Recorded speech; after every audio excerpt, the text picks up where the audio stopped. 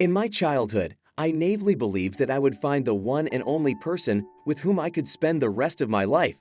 How ridiculous that notion was. Life can change in an instant, and what you dreamed of before becomes irrelevant. Now it's important to act and fight. Let me tell you my story. All I heard was an incomprehensible monotonous hum, reminiscent of the adults in the Charlie Brown movies. My hearing seemed to have disappeared about 5 minutes ago, giving way to a deafening roar as anger swept over me. My fingers turned pale from the force of clenching my fists on the table, ignoring my wife's attempts to explain what she'd said just 15 minutes ago. I came home from work, full of anticipation of a relaxed Friday night with a beer on the cusp of the weekend. However, the reality presented by my wife turned out to be quite different. Even though the beer was on the table, my wife's words had the effect of a bomb going off. "Honey, we need to talk." Before we get into the meat of this story, let me give you a little background. My name is David. I'm 29 years old. I hold a master's degree in computer science and I do it consulting. My height is 5 feet 11 inches and my weight is approximately 205 pounds. My daily routine includes going to the gym and morning runs at 5 a.m. to stay in shape. My wife, Mary, is 2 years younger than me. Her figure is slim and trim, with blonde hair, blue eyes, and a beautiful face. We met in college, where she was finishing her bachelor's degree in accounting and I was finishing my master's degree. Our companionship grew into a strong relationship, and we were married a year after graduating from college. Mary, being a feminist sympathizer, initially considered the idea of a hyphenated last name, but eventually, after thoughtful conversations, agreed to change her last name. About 5 years into our marriage, we began planning a family.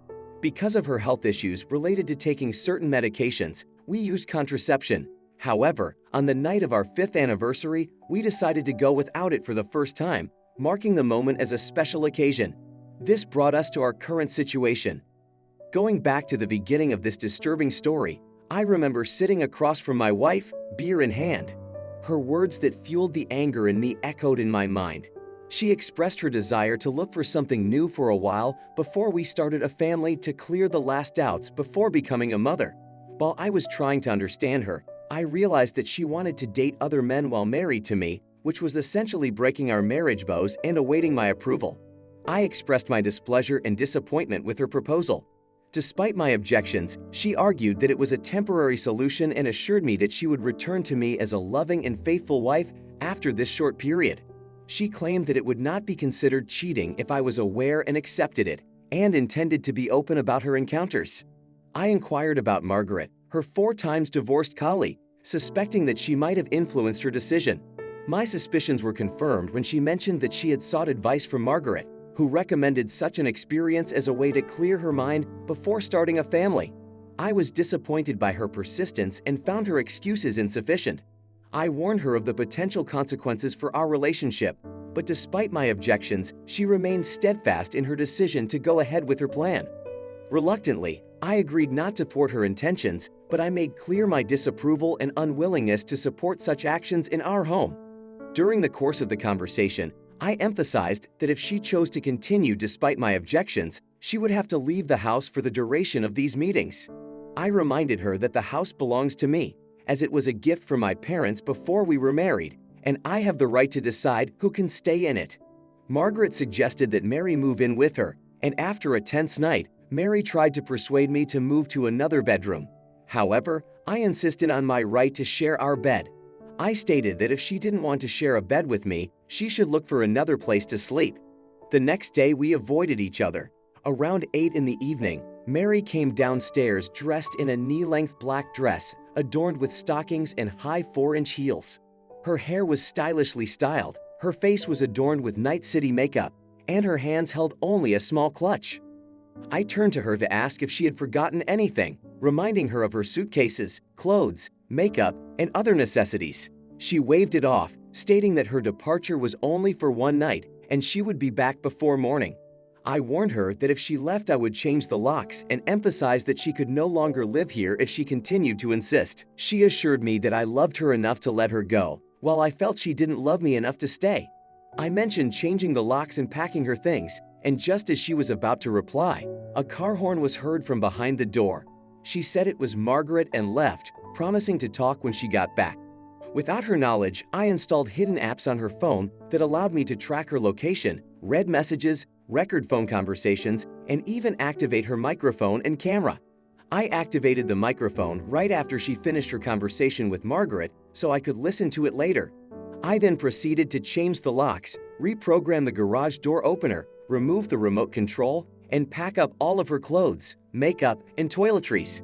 2 hours later, I loaded her stuff into the car and decided to listen in on her conversation with Margaret.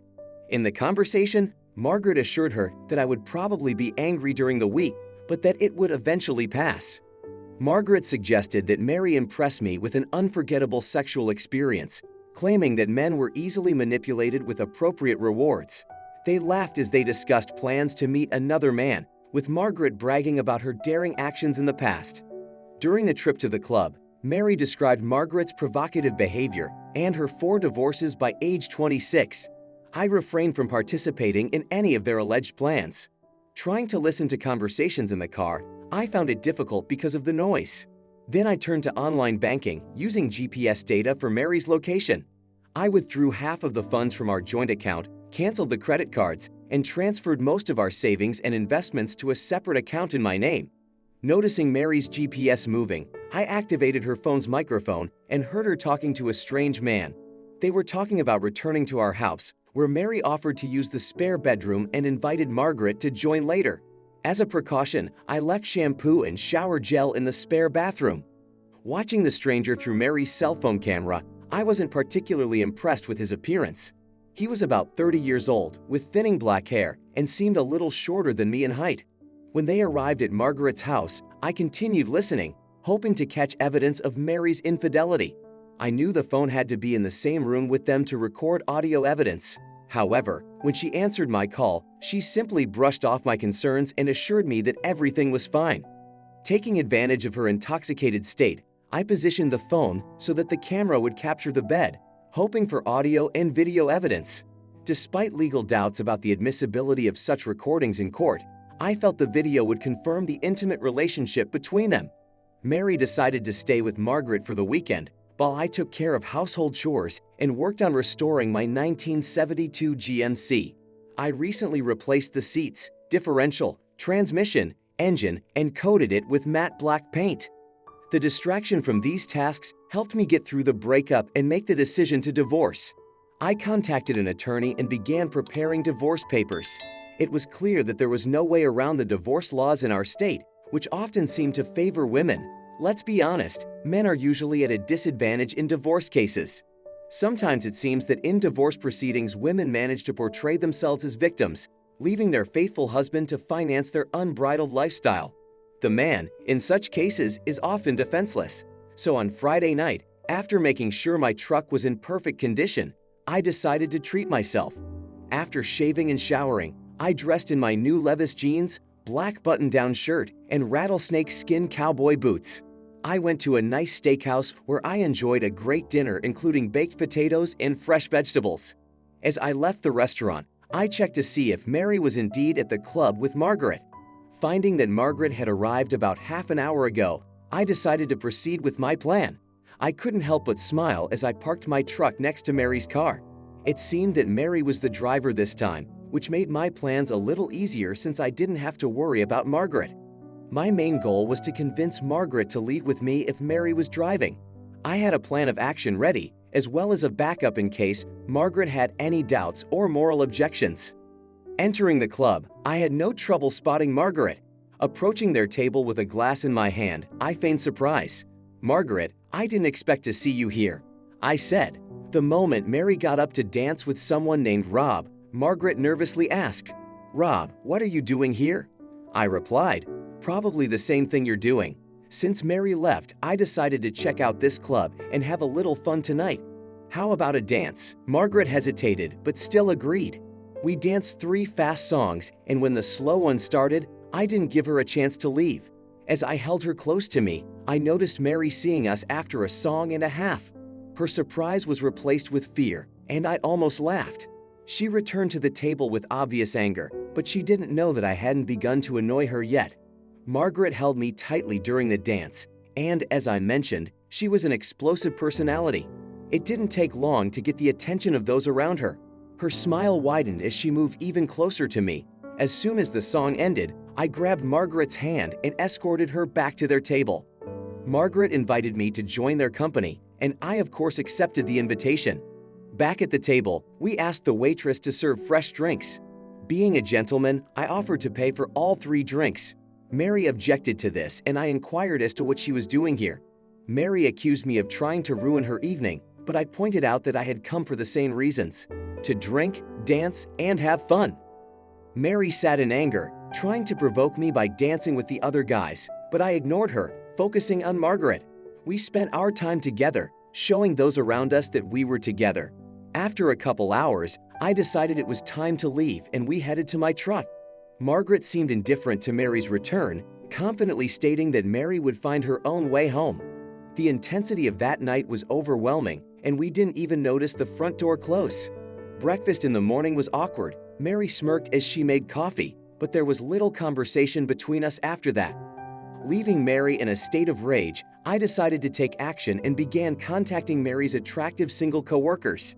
Despite some hesitation due to our marital status, I convinced them of our impending breakup. When rumors of my dating and Mary's antics began to spread at work, tensions between Mary and her friends rose. I started dating Mary's friends and coworkers, which added extra stress to our relationship. I arranged dates, taking them out for dinner, drinks, and dancing. I tactfully showed up at places I knew Mary would be, using GPS tracking and voice video on my phone. I learned from Mary's coworkers that my dates were making an impression. Even though Mary was showing up with other guys, she and Margaret started fighting more often. I enjoyed the pleasant moments spent at dinners, dances, and intimate gatherings. Listening to Mary's musings was interesting, but things took an unexpected turn when Margaret revealed our supposed plan to Mary. Mary expressed disappointment, arguing that I should have waited until her adventures were over before we started planning a family. Margaret found herself at a loss for words as events unfolded. Mary confessed that after all her adventures, she had planned to return to me on our anniversary when we were about to carry out our plan to start a family. This angered Margaret, who wondered why Mary had gotten me into this situation by spending the night with her husband. Mary defended herself by stating that she had always lusted after me and that the initiative for everything that was happening came from me. She also mentioned that I had been courting single coworkers as part of my plan. I called my attorney, giving final instructions as our anniversary was just over a week away. I was preparing for a memorable celebration when Mary called home. I declined to talk, citing unexpected plans and household chores. I hinted at a baby shower in preparation, fueling her anticipation of a surprise on the evening of our anniversary. At a planned party with friends and family, Mary was surprised by the festivities. I announced her as the guest of honor. When Rob arrived, it caused confusion, but I reassured Mary by stating that it was a big celebration with all the loved ones. The evening began with dinner, drinks, and laughter. The surprise continued with changes to the house, including the pool in the backyard, leaving Mary stunned on the top floor. She subtly hinted that she wanted to see my renovations, still believing I had turned one of the bedrooms into a nursery. It was time to reveal the remaining surprises. "Let me turn your attention," I began, urging the guests to gather around in silence. "Thank you all for being here today. I have a couple of important announcements to make. Mary, would you join me, please?" When she stood next to me, I continued. "First, I want everyone to know that yesterday was my last day on the job. Only my former boss knows this, as I gave him a month's notice and explained my plans. I'm happy to announce that I'm starting my own consulting company, which will allow me to spend more time with my family." Emphasizing the importance of the day, I added, "As you all know, today is Mary and I's 5th anniversary. But what most of you don't know is that we plan to start building our family on this special day as an anniversary gift. This is an important step in our relationship." Those words caused excitement among the guests, and Mary stayed close to me, listening to the announcements. I took a step to the side and nodded to the red-haired woman in the group who stepped forward. "Mary Bader, you should know," she began. "What most of you don't know is that 2 months ago, Mary announced to me her intention to date and sleep with other men. She has not sought my consent and in fact has been living separately for 2 months now. To be honest, after Mary broke our wedding vows, I started dating other women too. So today I am announcing the divorce, giving Mary the freedom to seek whatever she wants. As far as renovations go, I really improved our home, added a pool, repainted the master bedroom, installed a new shower, and added a jacuzzi tub to the master bath. I also converted several small bedrooms into one large one, and here's why. That's when I introduced a red-haired woman and a 10-year-old girl who approached me. This is my lawyer, Tara, and her daughter Simone. Tara is a single mom, and over the past 2 months we have become very close. Once the divorce is finalized and she is no longer my attorney, we plan to be together. Tara and Simone will move in with me. Turning to Mary, I concluded my remarks. Mary, it's time to pack your bags back in the car. You're not coming back here. I was resolute and clear in my intentions. Mary, unable to stand it, cried uncontrollably while her family screamed in the background. Most of my friends hurriedly left the place while my family sat in shock. Tara and Simone cautiously made their way upstairs, prepared for this reaction. Tara and I had an honest discussion about our relationship, emphasizing that we hadn't even kissed and had only spent a few nights together over dinner at her apartment. We agreed to put everything on hold until my divorce was finalized. Mary, divorced 5 years ago due to adultery, left home several times but never found what she was looking for. Not knowing where Mary went after everyone left, I deleted all spy apps from her phone. Her actions no longer bothered me. Perhaps I shouldn't have involved Tara and especially Simone. Why did I do it? The simple answer is anger. I was furious about Mary's actions and wanted everyone to know that she had ruined our marriage with her selfishness. I wanted her to feel the pain she had caused me by turning my love into hate. Instead of just getting over the loss of love and the resulting hatred, I could have taken more mature action, such as going to court or providing evidence of infidelity, but I chose a different path. Mary moved back in with Margaret, and this tumultuous period lasted about 2 weeks before conflicts forced her to find her own apartment. I see Mary often in town, her expression fluctuating between sadness and anger. We don't exchange greetings, even when I meet her family during dinners with Tara and Simone. They look at us glumly, but we just ignore it.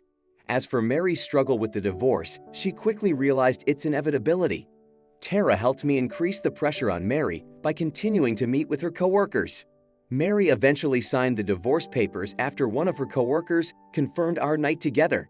The day our marriage was officially dissolved, Tara and Simone moved in with me. A year later, Tara and I were married, and another year later, we met Mary at a street fair. Upon seeing Tara's 6-month pregnant belly, Mary abruptly turned and ran away, sobbing. How did you like the story? Write in the comments your opinion and what valuable lessons you learned from it. I look forward to your feedback. Good luck and goodbye. Thank you so much for watching my video and your time. Please subscribe to my channel and click on the bell button. Also, I am very interested to know your personal opinion about this story. You can write it in the comments. I will definitely read it and reply to you personally.